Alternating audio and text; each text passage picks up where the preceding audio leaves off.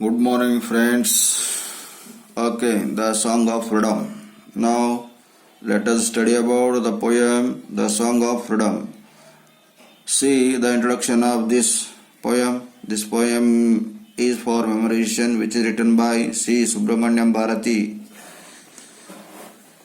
Let us see what the poem is going to indicate or say something about the freedom. The inspiration to fight for freedom came from different sources and in varied forms. ಆ ಒಂದು ಭಾರತದ ಸ್ವಾತಂತ್ರ್ಯಕ್ಕೆ ಒಂದು ಕಡೆಯಿಂದೆಲ್ಲ ಅನೇಕ ಕಡೆಯಿಂದ ಸ್ಫೂರ್ತಿಯನ್ನು ಸಿಕ್ತು. ಅನೇಕ ಅಂದರೆ ಮೂಲಗಳಿಂದ ನಮ್ಮ ಭಾರತದ ಸ್ವಾತಂತ್ರ್ಯ ಸಿಗಬೇಕಾದ್ರೆ ಎಲ್ಲ ಕ್ಷೇತ್ರದಿಂದ ಕೋಪರೇಷನು ಸಹಕಾರ ಎನ್ನುವುದು ಸಿಕ್ತು ಎನ್ನುವಂಥ ಮಾತು ಇಲ್ಲಿ ಹೇಳ್ತಾ ಇದ್ದಾರೆ. The well known Tamil poet Subramaniam Bharati used verse as his medium to awaken the slumbering people of India.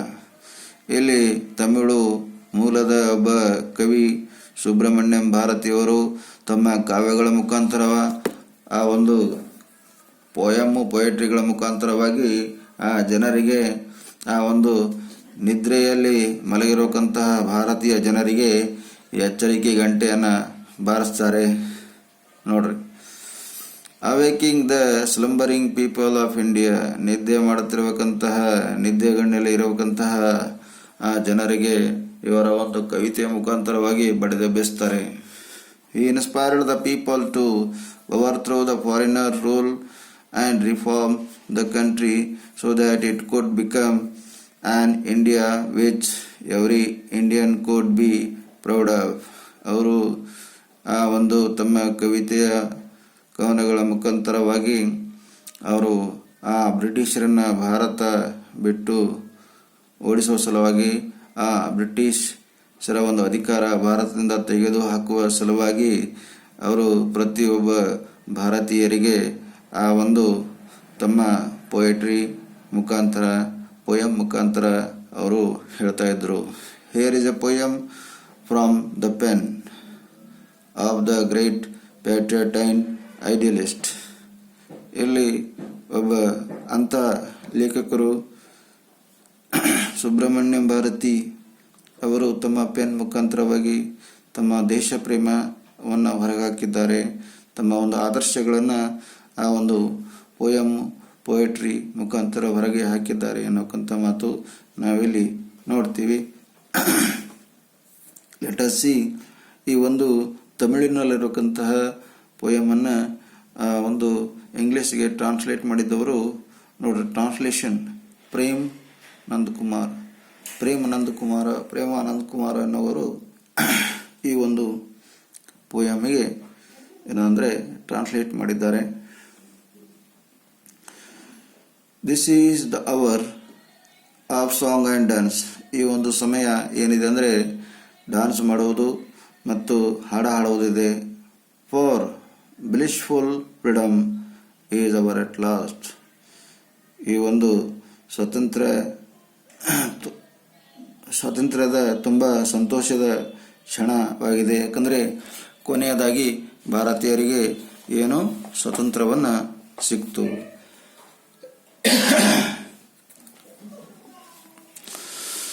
Gone are those days for caste born pride. ಆ ದಿನಗಳು ಹೋಗ್ಬಿಟ್ಟು ಯಾರು ಉತ್ತಮ ಕುಲದಲ್ಲಿ ಹುಟ್ಟಿದಾರೋ, ಯಾರು ಶ್ರೇಷ್ಠ ಕುಲದಲ್ಲಿ ಹುಟ್ಟಿದಾರೋ, ಇವನು ಆ ಕುಲದಲ್ಲಿ ಹುಟ್ಟಿದ, ಈ ಕುಲದಲ್ಲಿ ಹುಟ್ಟಿದ ಅಂತ ಆ ಕುಲದಲ್ಲಿ ಹುಟ್ಟಿದವರ ಬಗ್ಗೆ ವರ್ಣನೆ ಮಾಡ್ತಾ ಇದ್ರಲ್ಲ, ಆ ದಿನಗಳು ಹೋಗ್ಬಿಟ್ಟು ಅಂತ ಹೇಳ್ತಿದ್ದಾರೆ. Gone is the foreigners might. ಆ ಒಂದು ಫಾರಿನರ್ಸ್ ಒಂದು ದಬ್ಬಾಳಿಕೆಯ ಶಕ್ತಿ ಏನಿತ್ತಲ್ಲ ಅದು ಹೋಗ್ಬಿಡ್ತು. ಯಾಕಂದರೆ ಭಾರತಕ್ಕೆ ಸ್ವಾತಂತ್ರ್ಯ ಸಿಕ್ಬಿಡ್ತು. ಅದಕ್ಕೆ gone is the foreigners might. Might ಅಂದರೆ ಶಕ್ತಿ. ವಿದೇಶಿಗರ ಒಂದು ಶಕ್ತಿಯನ್ನು ಈಗ ಹೋಗ್ಬಿಡ್ತು. Gone is passive subservience. ಆ ಒಂದು ಗುಲಾಮಗಿರಿಯನ್ನು ಸಹಿಸ್ತಾ ಇದ್ದೀವಲ್ಲ, ಗುಲಾಮಗಿರಿತನವನ್ನು ಮಾಡುವುದನ್ನು ನಾವು ಬಿಟ್ಟಿದ್ದೀವಿ ಇವಾಗ. ಬ್ರಿಟಿಷರ ಕೈಯಲ್ಲಿ ನಾವು ಗುಲಾಮರಾಗಿ ಇದ್ದೀವಿ. ಅವ್ರು ಹೇಳಿದ್ದನ್ನು ಕೇಳಿಕೊಂಡು ಅವರು ಹೇಳಿದ ಹಾಗೆ ನಾವು ಮಾಡಿಕೊಂಡು ಇರ್ತಿದ್ದೀವಿ. ಆ ಒಂದು ದಿನಗಳು ಹೌದು. Gone is the tricksters sway. ಆ ಒಂದು ಮೋಸ ಮಾಡಬೇಕಂತಹ ಜನರು ಇದರೆಲ್ಲ ಆ ಪ್ರಭಾವ ಬೀರುವಂತಹ ಮೋಸದಿಂದ ಮೋಸಗಾರರು ಏನಿದ್ರಲ್ಲ ಅವರು ಕೂಡ ಹೋಗ್ಬಿಟ್ರು. Freedom is our universal speech. ಈ ಸ್ವಾತಂತ್ರ್ಯ ಎನ್ನುವುದು ನಮ್ಮ ಒಂದು ಸಾರ್ವತ್ರಿಕ ಮಾತು, ವಿಶ್ವದ ಮಾತು ಆಗಿಬಿಟ್ಟಿದೆ. Equality the experiences grace. ನಾವೆಲ್ಲ ಸಮಾನರು. ಅದಕ್ಕೆ ಆ ಒಂದು the experienced grace, equality the experienced grace, ನಾವೆಲ್ಲ ಸಮಾನರು ಎನ್ನುವಂತಹ ಒಂದು ಅನುಭವ ನಮಗೆ ಆಗ್ತಾ ಇದೆ. ಅದು ನಮಗೆ ತುಂಬ ಸಡಗರ, ಸಂಭ್ರಮ, ಸೊಬಗು ಕೊಡ್ತಾ ಇದೆ. We will blow the conch of victory. ಇವಾಗ ನಾವು ಸ್ವತಂತ್ರದ ಕಹಳೆಯನ್ನು ಊದುತ್ತೇವೆ. And publish the truth to all. ನಾವೀಗ ಯಾರಿಗೂ ಹೆದರ್ಕೊಳ್ಬೇಕಾಗಿಲ್ಲ, ಯಾರಿಗೂ ಅಂಜುವುದಿಲ್ಲ. ನಾವು ಎಲ್ಲರಿಗೆ ನಾವು ಸತ್ಯವನ್ನು ಹೇಳಿಕೊಂಡು ಈಗ ಇರ್ತೀವಿ, ಹೌದಲ್ಲ? ಬ್ರಿಟಿಷರ ಕಾಲದಲ್ಲಿ ಕೆಲವೊಬ್ಬರು ಸುಳ್ಳುಗಾರರು, ಮೋಸಗಾರರು, ಚೀಟರ್ಸು ಆ ಒಂದು ಬ್ರಿಟಿಷರಿಗೆ ಸಪೋರ್ಟ್ ಮಾಡ್ತಾ ಇದ್ರು. ಸುಳ್ಳುಗಳನ್ನು ಹೇಳಿ ಮೋಸಗಳನ್ನು ಮಾಡಿ ಬ್ರಿಟಿಷರಿಗೆ ನಮ್ಮ ಒಂದು ದೇಶದಲ್ಲಿ ಅವಕಾಶ ಮಾಡಿಕೊಟ್ಟಿದ್ದವರೇ ಇವರು ಚೀಟರ್ಸ್ ಅಂತ ಕರಿತೀವಲ್ಲ, ಇಂಥವ್ರೆ. ಅವರು ಗುಲಾಮರಾಗಿ ಬಿಟ್ರು. ಇರಲಿ. And publish the truth to all. ನಾವು ಎಲ್ಲರಿಗೆ ಸತ್ಯವನ್ನು ನಾವು ಇವಾಗ ತಿಳಿಸ್ತೀವಿ. We see that all are equal born. ನಾವೀಗ ಏನು ತಿಳ್ಕೊಳ್ತೀವಿ? ನಾವೆಲ್ಲರೂ ಸಮಾನರಾಗಿ ಹುಟ್ಟಿದ್ದೇವೆ. No lies and deceit are that. ಅದಲ್ಲ, ನಾವು ಇವಾಗ ಆ ಒಂದು ಸುಳ್ಳು ಹೇಳೋರು ಮತ್ತೆ ಮೋಸ ಮಾಡೋರು ಎಲ್ಲ ತೀರಿಕೊಂಡಿದ್ದ ಹಾಗೆ ಕಾಣಿಸ್ತಾ ಇದೆ. Only the good man R great. ಕೇವಲ ಒಳ್ಳೆಯ ವ್ಯಕ್ತಿಗಳು ಮಾತ್ರ ಗ್ರೇಟ್ ಆಗಿರ್ತಾರೆ. Ruin has ceased and wicket. ಮತ್ತೆ ಹಾಳು ಮಾಡಬೇಕಂತಹ ಆ ಒಂದು ಜನ ಏನಾಗಿದ್ದಾರೆ? ಬಂದಿ ಮಾಡಲಾಗಿದೆ. ಆ ಒಂದು ನೀಚರಿಗೆ, ಆ ಒಂದು ದುಷ್ಟರಿಗೆ. Honour to the ploughman and the worker. ಆ ಒಂದು honour to the ploughman and the worker ಅಂದರೆ ಆ ಒಂದು ರೈತರಿಗೆ, ಪ್ಲೋಮ್ಯಾನ್ ಅಂದರೆ ರೈತ, ಮತ್ತು ವರ್ಕರ್ಸ್ನಲ್ಲಿ ಕೆಲಸಗಾರರಿಗೆ ಮತ್ತೆ ರೈತನಿಗೆ ಗೌರವವನ್ನು ಕೊಡ್ತೀವಿ. Same to the glutton and rake. ಆ ಒಂದು ಹೊಟ್ಟೆಬಾಕರಿಗೆ ಮತ್ತು ದುಷ್ಟ ವ್ಯಕ್ತಿಗಳಿಗೆ ನಾಚಿಕೆ ಬರಬೇಕು. ಯಾಕಂದರೆ ಅವ್ರೇನು ಮಾಡ್ತಿದ್ರು? ತಮಾಷೆಯನ್ನು ನೋಡ್ತಾ ಇದ್ರು. ಮತ್ತು ಆರಾಮಾಗಿ ಕುಳಿತುಕೊಂಡು ಅವರು ಇವರ ಚಾಡಿಗಳನ್ನು ಹೇಳಿಕೊಂಡು ಓಡಾಡೋಕ್ಕಂಥ ಜನ ಬಹಳ ಇದ್ದರು. ಅವರಿಗೆ ನಾಚಿಕೆ ಆಗಬೇಕು ಅಂತ ಹೇಳ್ತಿದ್ದಾರೆ. We will not water the wastelands. ನಾವು ಆ ಒಂದು ವೇಸ್ಟ್ ಲ್ಯಾಂಡ್ ಅಂದರೆ ನಾವು ಇಲ್ಲಿ ಏನು ಹೇಳಬೇಕಂದ್ರೆ, ನಾವು ಕೆಟ್ಟ ವ್ಯಕ್ತಿಗಳಿಗೆ ನಾವು ಸಪೋರ್ಟ್ ಮಾಡೋದಿಲ್ಲ, ಸಹಾಯ ಮಾಡೋದಿಲ್ಲ ಅಂತ ಅರ್ಥ ಆಗ್ತದೆ.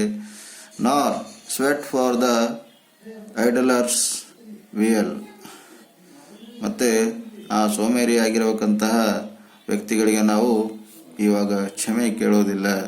ಯಾಕಂದರೆ ಆವಾಗಿನ ಟೈಮಲ್ಲಿ ಸೋಮಾರಿಗಳು ಕೂಡ ಬಹಳ ಇದ್ದರು. ಏನು ಬರೀ ಕೆಲಸ ಮಾಡ್ತಿದ್ರು, ಕೆಲಸ ಮಾಡ್ಕೊಳ್ತಿದ್ರು, ಅದನ್ನು ಮಾಡು ಇದನ್ನು ಮಾಡು ಅಂತ ಆರ್ಡರ್ ಮಾಡ್ತಾಯಿದ್ರು.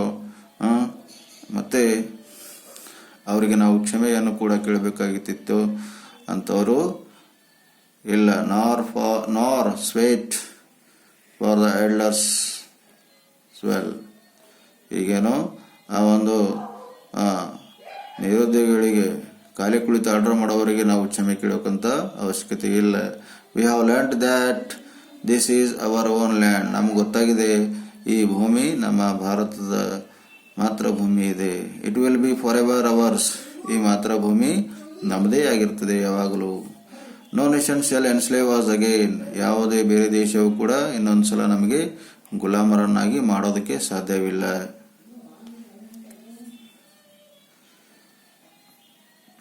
V will prosper serving God our sole Lord. ಅದಕ್ಕೆ ನಾವು ಆ ದೇವರ ಒಂದು ಸೇವೆಯನ್ನು ತಿಳಿದುಕೊಂಡು ನಾವು ನಮ್ಮ ದೇಶಕ್ಕೋಸ್ಕರ ದುಡಿತೀವಿ. ಅವರ್ ಓನ್ಲಿ ಲಾರ್ಡ್, ಈ ಕೇವಲ ಒಂದು ನಮ್ಮ ಮಾತೃಭೂಮಿ ಅಂತ ಹೇಳಲಾಗಿದೆ. ಇಲ್ಲಿ ಸ್ವಲ್ಪ ಪೊಯೆಟ್ ಬಗ್ಗೆ ನೋಡೋಣ. About the author. ಇಲ್ಲಿ ಸಿ ಸುಬ್ರಹ್ಮಣ್ಯ ಭಾರತಿ ಅಂದರೆ ಚನ್ನಸ್ವಾಮಿ ಸುಬ್ರಹ್ಮಣ್ಯ ಭಾರತಿ ಅಂತ ಅರ್ಥ. ವಾಸ್ ರೈಟರ್, ಅವರೊಬ್ಬ ಬರಹಗಾರರಾಗಿದ್ದರು. ಪೋಯೆಟ್ ಅಂದರೆ ಕವಿಯಾಗಿದ್ದರು. ಜರ್ನಲಿಸ್ಟ್ ಅಂದರೆ ಪತ್ರಿಕಾ ಉದ್ಯೋಗದಲ್ಲಿ ಕೆಲಸ ಮಾಡೋಕ್ಕಂಥ ಪತ್ರಕರ್ತರಾಗಿದ್ದರು. ಇಂಡಿಯನ್ ಇಂಡಿಪೆಂಡೆನ್ಸ್ ಆಕ್ಟಿವಿಸ್ಟ್, ಮತ್ತು ಭಾರತದ ಏನೊಂದು ಸ್ವತಂತ್ರ ಹೋರಾಟದಲ್ಲಿ ತೊಡಗಿದವರಾಗಿದ್ದರು. And social reformer for Tamil Nadu, ಮತ್ತು ತಮಿಳುನಾಡಿನ ಒಬ್ಬ ಸಮಾಜ ಸುಧಾರಕರು ಕೂಡ ಆಗಿದ್ರಂತೆ. ಯಾರು? ಸಿ ಸುಬ್ರಹ್ಮಣ್ಯ ಭಾರತಿಯವರು. Popularly known as Mahakavi Bharathiyar. ಮತ್ತು ಅವರಿಗೆ ಪಾಪ್ಯುಲರ್ ಆಗಿ ಒಂದು ಹೆಸರು ಕೂಡ ಇತ್ತು. ಅದು ಯಾವುದಂದರೆ ಮಹಾಕವಿ ಭಾರತೀಯರ್ ಅಂತ ಅವ್ರನ್ನ ಕರಿತಾ ಇದ್ರಂತೆ. He is a pioneer of freedom Tamil poetry. ಆ ತಮಿಳು ಪೊಯೆಟ್ರಿಗಳಲ್ಲಿ ಇವರು ಮೊದಲಿಗರಾಗಿದ್ದರು, ಆ ಒಂದು ಸ್ವಾತಂತ್ರ್ಯದ ಬಗ್ಗೆ ದನಿ ಎತ್ತುವರಲ್ಲಿ ಅಂತ ಹೇಳಲಾಗಿದೆ. He who writes a poetry is not a poet. He who writes poetry is not a poet. ಯಾರು ಪೊಯೆಟ್ರಿ ಬರೀತಾರೋ ಅವರು ಮಾತ್ರ ಪೊಯೆಟ್ ಆಗಲ್ಲ. He whose poetry has become his life. ಯಾರ ಒಂದು ಪೊಯೆಟ್ರಿನೇ ಅವರ ತಮ್ಮ ಜೀವನ ಆಗಿಸಿಕೊಂಡವರು ಇವರಾಗಿದ್ದರು. And who has made his life his poetry. ತನ್ನ ಒಂದು ಪೊಯೆಟ್ರಿನೇ ತನ್ನ ಜೀವನವೆಂದು ಅವರು ಬದುಕಿದವರಾಗಿದ್ರಂತೆ. It is he who is a poet. ಅವರು ಇವರೇ, ಈ ಒಬ್ಬ ಕವಿ ಇವರೇ ಆಗಿದ್ರಂತೆ. ಇವರ ಜೀವನದಲ್ಲಿ ಖಾಲಿ ಪೊಯೆಟ್ರಿಗೆ ಮಾತ್ರ ತುಂಬ ಬೆಲೆ ಕೊಡ್ತಿರಂತೆ. ಅದನ್ನೇ ಮಾಡಿ ಅದರಲ್ಲಿಂದೇ ತಮ್ಮ ಜೀವನ ನಡೆಸಿಕೊಂಡು ಅದಕ್ಕೆ ಹೆಚ್ಚಿನ ಪ್ರಾಮುಖ್ಯತೆ ಕೊಟ್ಟಿರತಕ್ಕಂಥ ವ್ಯಕ್ತಿ ಇವರಾಗಿದ್ರಂತೆ. Subrahmanya Bharati is a real poet who fulfil his definition. ಇವರು ಒಬ್ಬ ನಿಜವಾದ ಒಬ್ಬ ಪೊಯೆಟ್ ಆಗಿದ್ದರು. ತಮ್ಮ ಒಂದು ಆಸೆಗಳನ್ನು, ತಮ್ಮ ಒಂದು ವಿಚಾರಗಳನ್ನು ಏನದಂದರೆ ನೆರವೇರಿಸಿರತಕ್ಕಂತಹ ವ್ಯಕ್ತಿ ಈ ಚನ್ನಸ್ವಾಮಿ ಸುಬ್ರಹ್ಮಣ್ಯ ಭಾರತಿ ಆಗಿದ್ದರು ಅಂತ ಅವರ ಪರಿಚಯ ನೋಡಿದ್ದೀವಿ. ಇವಾಗ ಮುಂದಿನ ಲೆಸನು ನೋಡೋಣ ಆಮೇಲೆ. Thank you.